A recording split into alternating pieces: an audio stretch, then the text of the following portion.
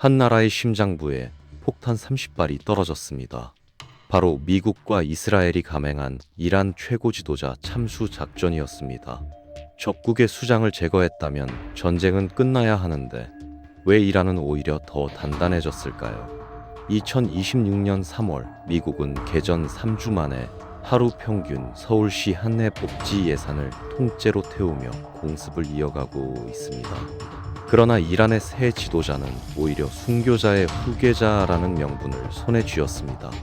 참수가 부른 역설의 메커니즘, 함께 파헤쳐 보도록 하겠습니다. 적의 심장을 정확히 꿰뚫었습니다. 미군과 이스라엘 공군이 합동으로 감행한 이번 작전은 교과서에 실릴 만한 정밀함을 자랑했습니다. 테헤란 북부 최고 지도자 관저에 벙커버스터 폭탄 3준발이 순차적으로 투하됐고 지하 수십 미터까지 파고든 폭발은 건물 전체를 잔해로 만들었습니다. 미국 국방부는 즉시 작전 성공을 선언했습니다. 지휘체를 끊으면 나무는 스스로 쓰러진다는 오래된 군사 전략의 논리였습니다. 그러나 나무는 쓰러지지 않았습니다. 백악관이 기대한 시나리오는 단순했습니다.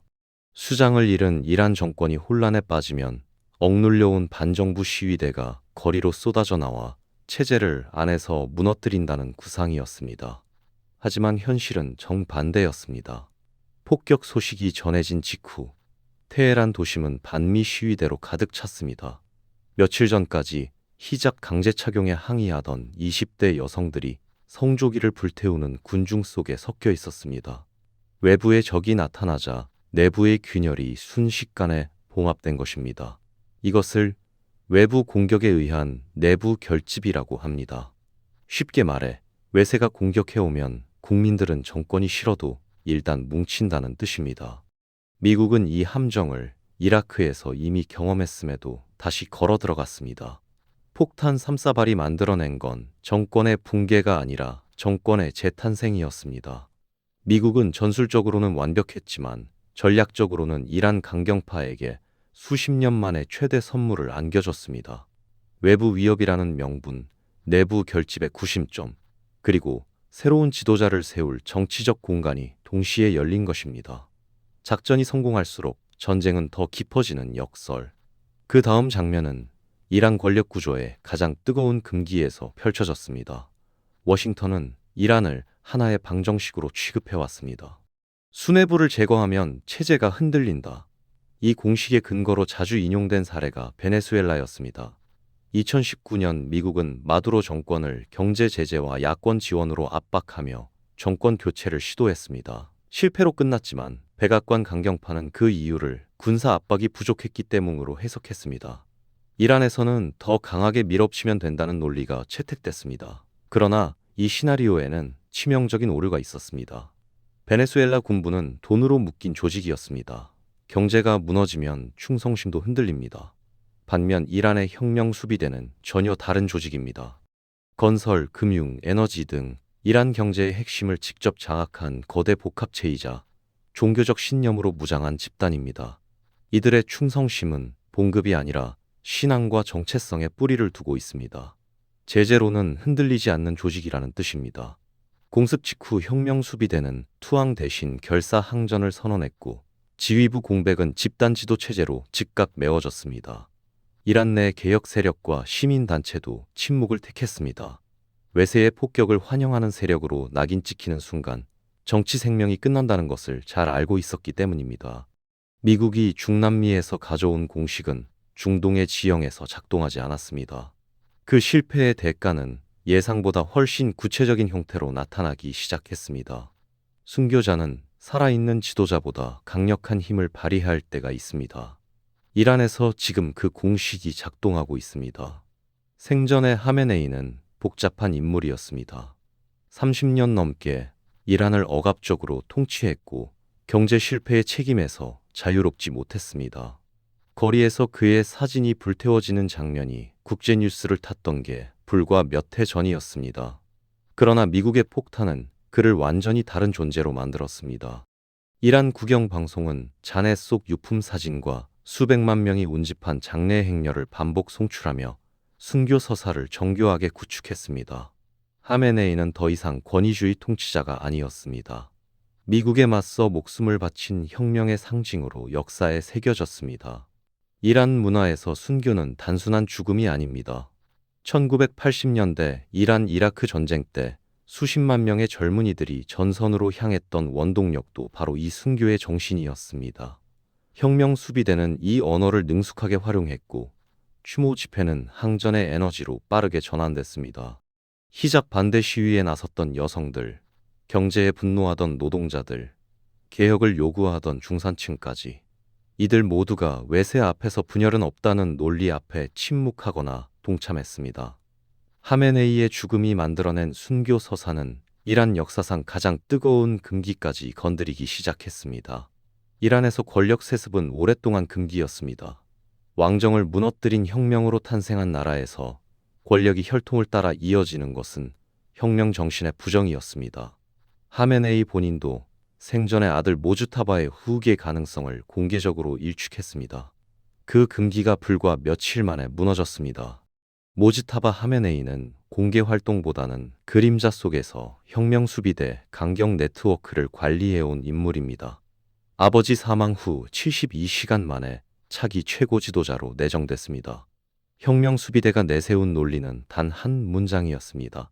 순교자의 피를 이은 자만이 미국에 맞설 수 있다. 이 한 문장이 수십 년의 금기를 무너뜨렸습니다. 반대 목소리를 내는 것은 곧 순교자를 욕되게 하는 일이 됐고 정치적 반론은 불가능해졌습니다. 이것이 왜 심각한가? 그동안 이란 정치에는 강경파와 온건파 사이의 긴장이 존재했고 그 긴장이 때로 협상의 여지를 만들었습니다. 2015년 핵합의가 가능했던 것도 이 구조 안에서였습니다. 하지만 혁명 수비대의 전폭 지지를 받은 모지타바 체제는 그 균형을 무너뜨릴 가능성이 높습니다.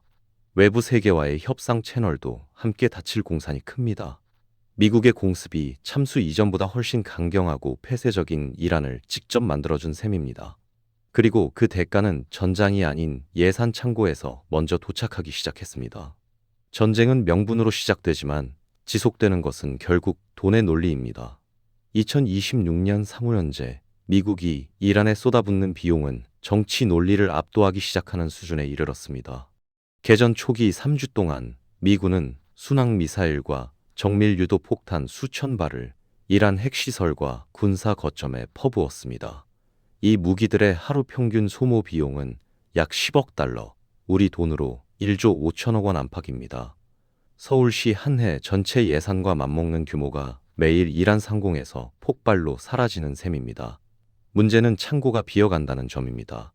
미국의 정밀유 무기 재고는 우크라이나 지원 이후 이미 상당 부분 소진된 상태였습니다.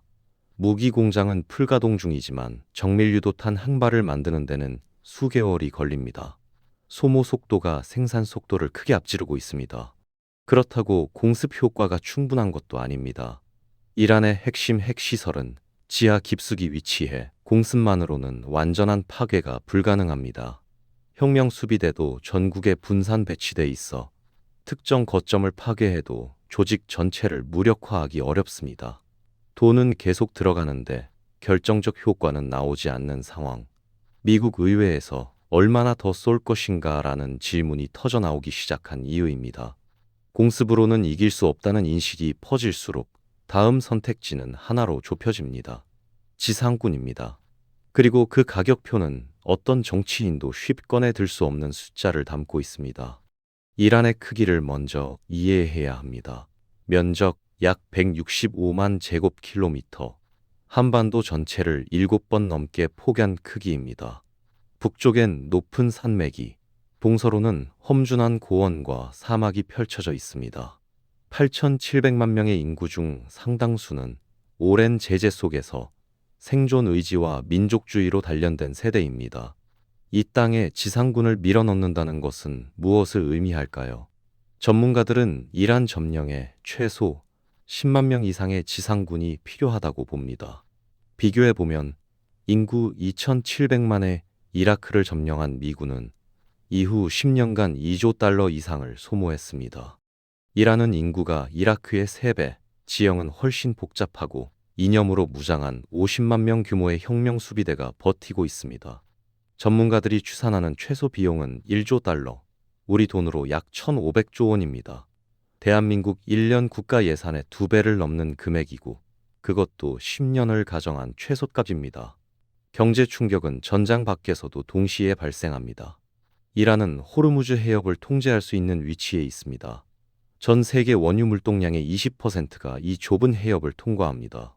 이란이 해협을 막으면 국제 유가는 단기간에 2배 이상 뛸 수 있고 그 충격은 달러 가치와 글로벌 공급망 전반으로 퍼집니다.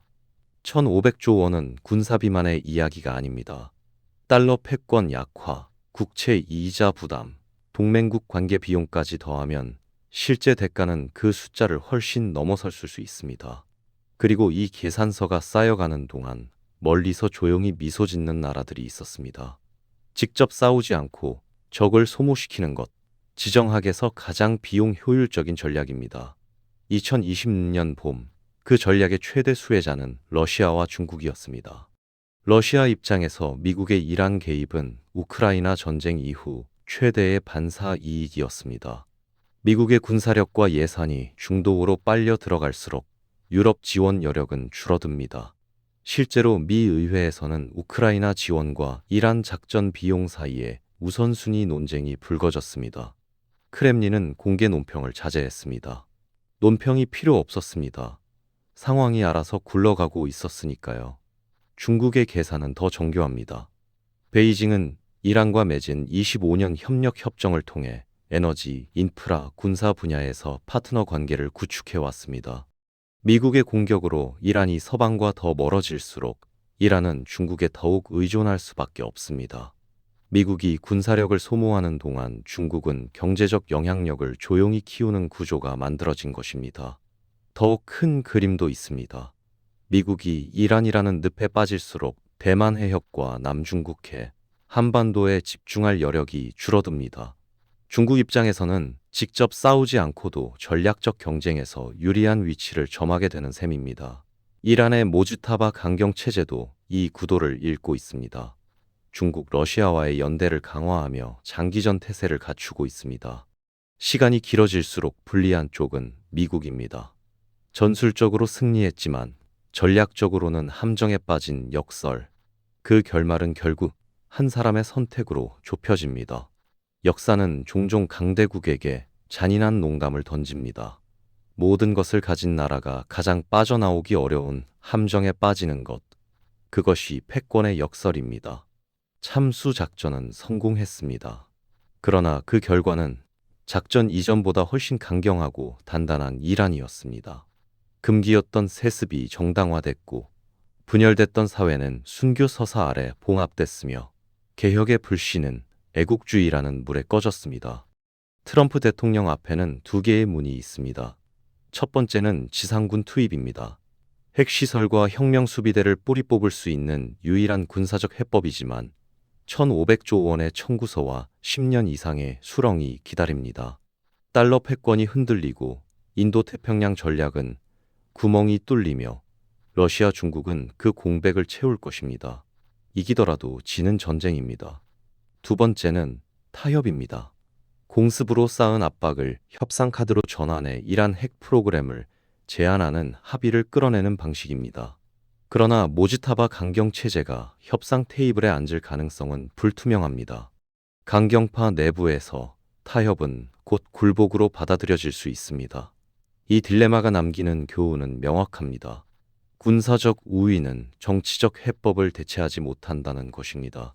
아무리 정밀한 폭탄도 상대방의 내부 정치와 문화를 읽지 못하면 상황을 악화시킬 뿐입니다.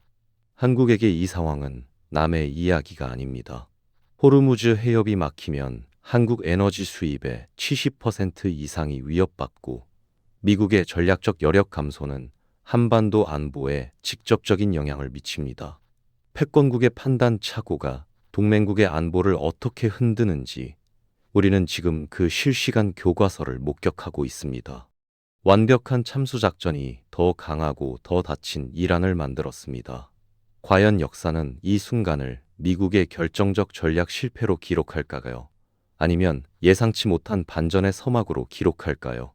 오늘 영상이 유익하고 재밌으셨다면 구독과 좋아요 부탁드리겠습니다. 영상 제작에 큰 힘이 됩니다. 다음 영상에서 뵙겠습니다.